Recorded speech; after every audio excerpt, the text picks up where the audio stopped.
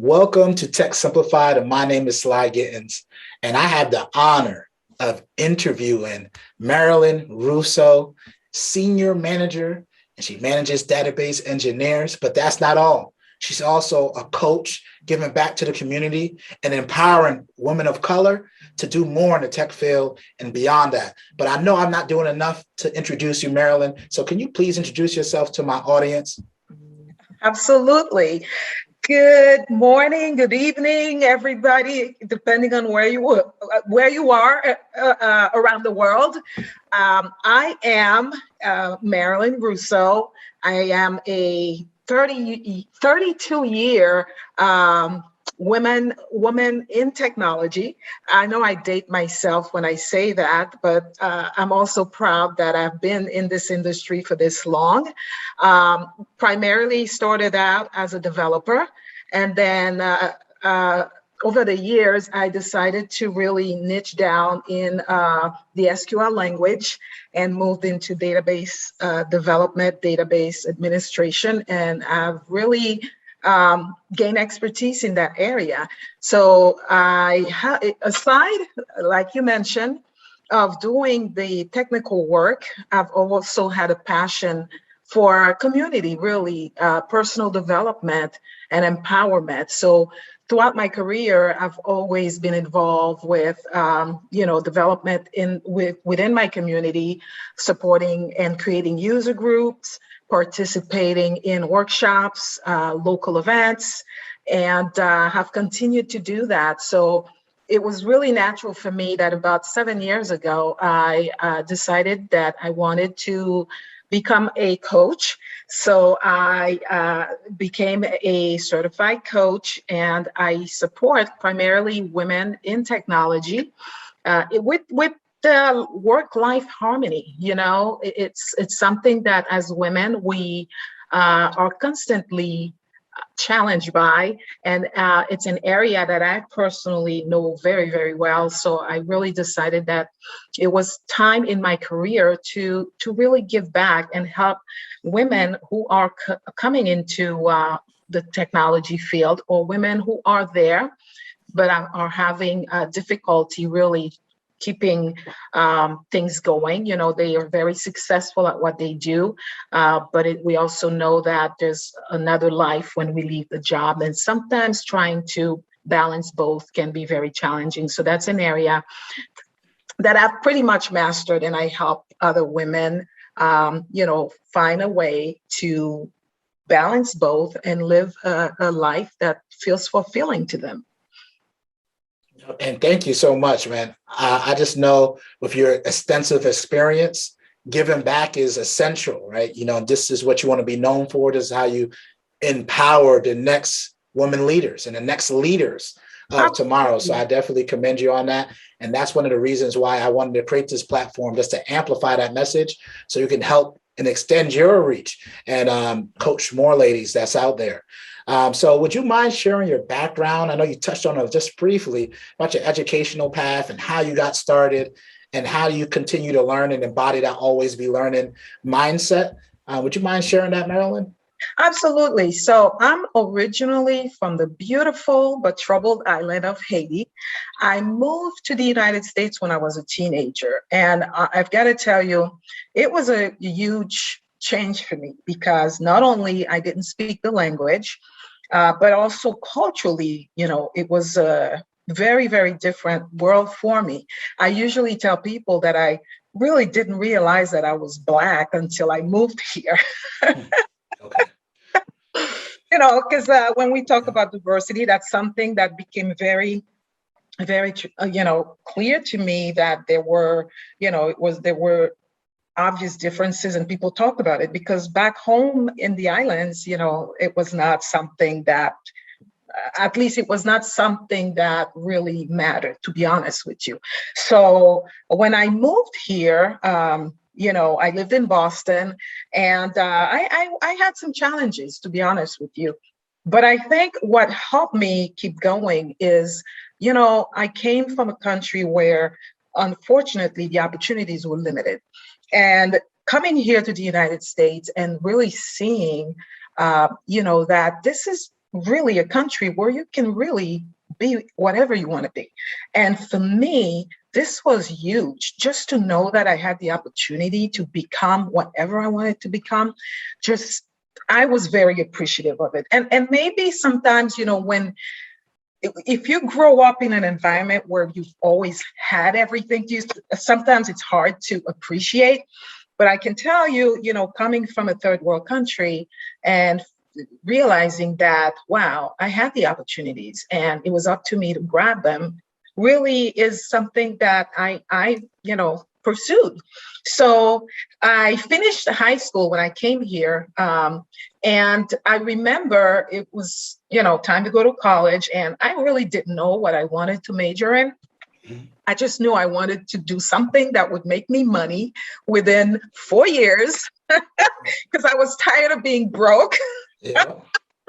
And in researching, I found out, in engineering at the time, computer science were fields that were highly in demand, and you could do pretty well after 4 years. So I said that, well, then that's what I'm going to do. Now, luckily, I was really good at the hard sciences and math. I mean, I aced math in high school.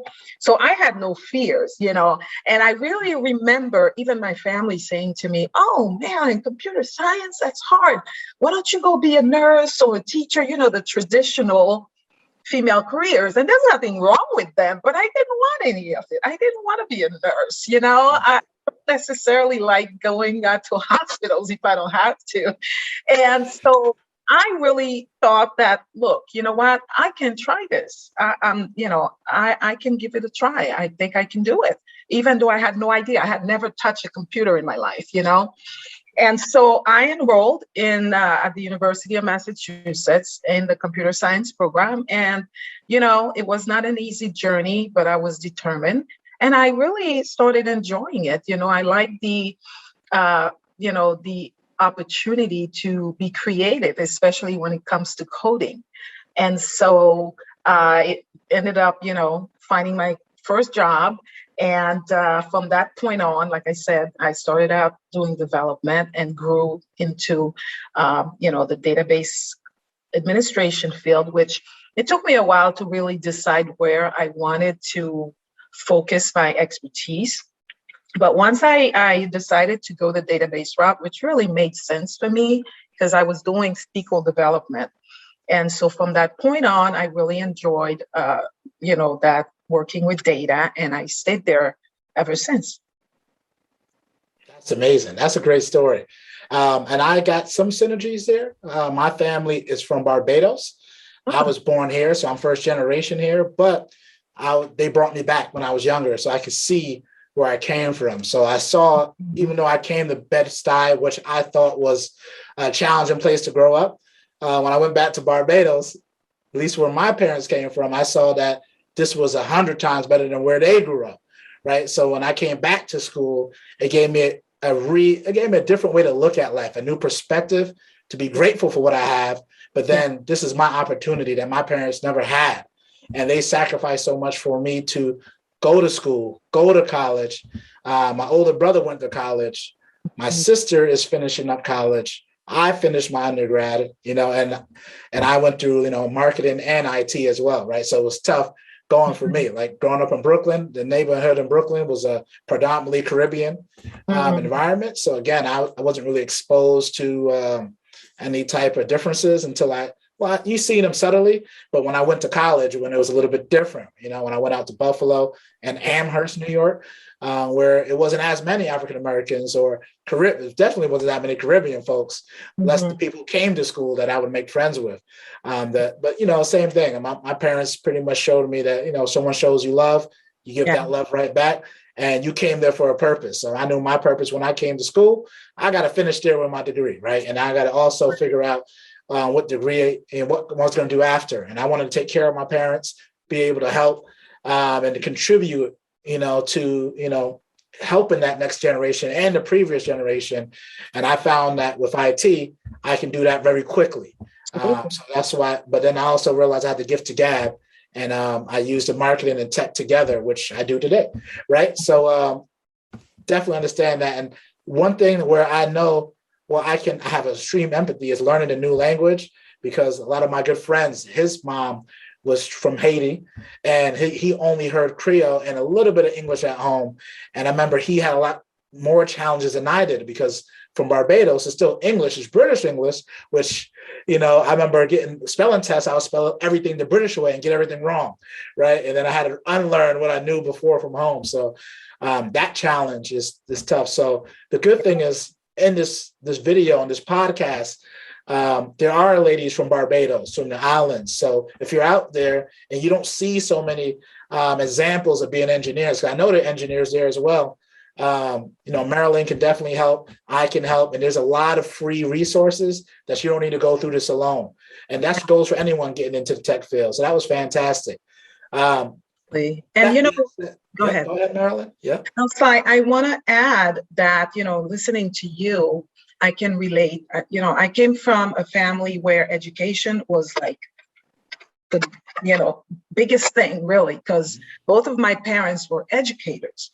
And, so this was like, there was no way, don't even talk about not going to college, but I'm so grateful because, had it not been for my education, I don't think I would have been able to live the lifestyle I've been able to create for myself and my family. And that's one of the reasons why it's so important for me to really help empower younger girls who are coming up, especially women of color, who usually tend to shy away from technology, technology type jobs, where there are so many opportunities within technology that sometimes it really bothers me to see, wow, there's so many jobs that we're unable to fill. Yeah. It's taken me like 6 months to find somebody who has qualifications, to join my team. And I always think, wow, there's more jobs available than there are qualified candidates. And we have so many smart, talented women, who could do so well in the technology field. And that's become a thing for me to really help empower them and help them create the self-confidence within themselves that, yeah, you can do it too. Trust me. Like I said, when I came here, I didn't speak a word of English. I spoke French and Creole. And today, I can say that I speak 4 languages. I speak English, French, Creole, and Spanish. So there's so much when it comes to being all that you can be. I'm grateful that this country gives us that opportunity, but it's up to us to really grab it and take action. So that's kind of like, my story. And I'm here. I love to help support other women, particularly, and men, and in that capacity. Yeah, and that's great. Yeah, that's fantastic. Yeah, my older brother for me was my role model. So sometimes some people didn't have that. My best friend, he didn't have that. So he didn't, when me and him just had a talk, I've been talking to him for like 17, 18 years. I knew him for a while since I was in high school. And he told me, he was like, Sly, no one in my college went to college. He's the first person to graduate high school in his family, right?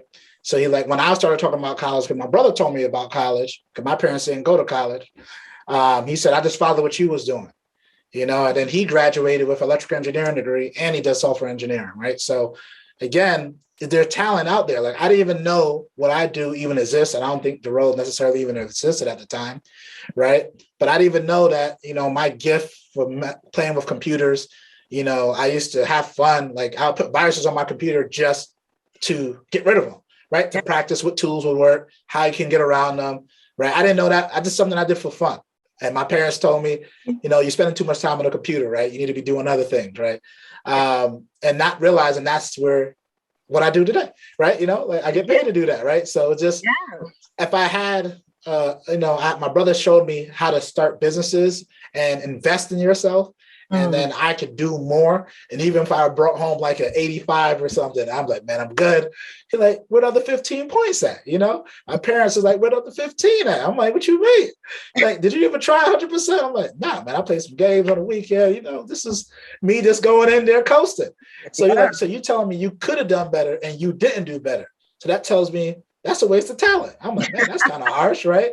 Yeah. So, but again, that's why I kind of push myself now. And I know there's different levels that I haven't even achieved yet, Yeah. that I'm learning, right? Learning how to work with some of those Yeah. areas. And I say that to say is, I try now the same, is use this platform to help other people. Like where I grew up in Bed-Stuy, it was very, very blue collar, and it was violent, right? And I grew up around where my family core was great. Like it was disciplined, strict. In my house, it wasn't happening, right? But when I went outside, it wasn't that type of environment, right? So I see a lot of my friends that, still think they can't make it. And where I try to bring that perspective is you got to put that time in. It's going to be hard. I remember in college, I didn't put the time in high school. I didn't put the time in junior high school.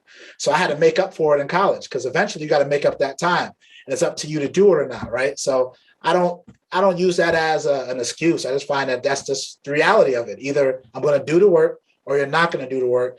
And luckily in my life, I've been afforded great mentors and sponsors that allowed me to get to where I am today. But I had to put in the work in myself and understand my strengths, my weaknesses, and build a team that highlights those as well, right? So, this is great. So this goes right.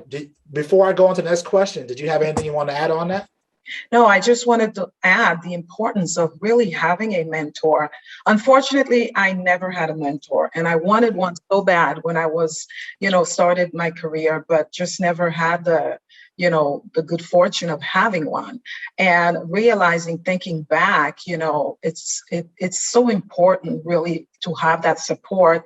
And that's one of the reasons why I decided to become a coach and a mentor, to really help other women who are coming up. They don't necessarily have to go through all the hardships that I had to go through. There are better ways, and it's good to have someone with experience who can pass this on to you. So I think it's great, and I highly recommend that. Any woman in technology, if you can find yourself a mentor, someone who can guide you, who has the experience to support you when things get hard, that's just priceless. Great.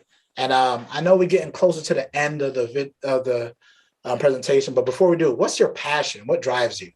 Oh, my passion is really to empower women to take control of their lives, to take responsibility for themselves, claim their power, step into their sovereignty so they can become all that God created them to be. That's beautiful. Mic drop. I don't got anything to add on that. That was beautifully said. That was fantastic.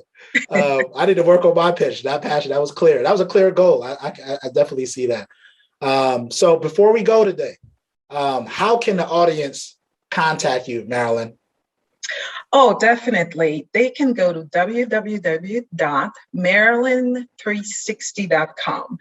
Marilyn, Marilyn 360.com.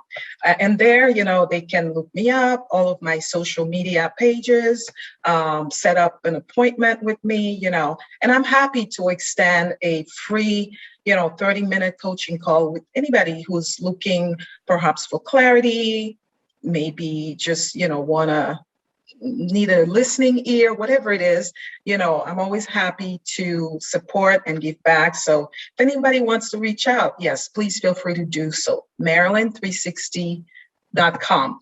Also, Sly, I want to say that I have an upcoming masterclass that I'm doing, particularly for women in technology. And the title is How to Prioritize You and Your Health Without Feeling Guilty. And it's particularly, for seasoned professionals, executives, women who are high powered, that are just crushing it, but still dealing with, the need to balance life, work, and also, being able to be centered to make decisions that are coming from a place of truth instead of decisions based on what others tell us to do. That's something that I had to learn the hard way, because being a woman, especially a woman of color in technology, we spend a lot of time wanting to be accepted. And in doing so, sometimes we develop what's called the imposter syndrome, where we perhaps try to be like our male counterparts just to be accepted. And then what happens is you lose yourself, in the midst of all this. So it's important to me, at least, to, claim my authenticity, be who I am, and still be able to crush it in my, in my career and in my life. It's so much more rewarding than putting on that mask and trying to be somebody that you're not. So it's important. And that's one area that I work with women, is to really, claim their authenticity, discover who you are, who do you want to be, and then embody that. You don't have to be anybody else but yourself. And that's really the way to true happiness. So anyway, so I'm going to do a 90-minute really masterclass, talk about that. It's going to be very interactive. So if anyone's interested, there's a link. Please feel free to click on the link and sign up. It's free and it's going to be fun. That's beautiful. Claim your authenticity. That's a mic drop situation there. Make sure you go out there and sign up for that masterclass. The link is going to be, if you're listening to this right now on the podcast, it's inside the show notes. If you're watching this on YouTube, it's inside the description page. And if you happen to come across this on social media, it's inside the bio or the link page. So Marilyn, it's been my absolute pleasure to have this great conversation for you. Keep giving back to the community, because we need you. We need more people like you. And thank you for allowing me to share your story. And I'm glad that you was able to do this show with me. And absolutely. Go ahead. Yep. And until next time, Sly Gittins and Marilyn are out. Peace. Peace.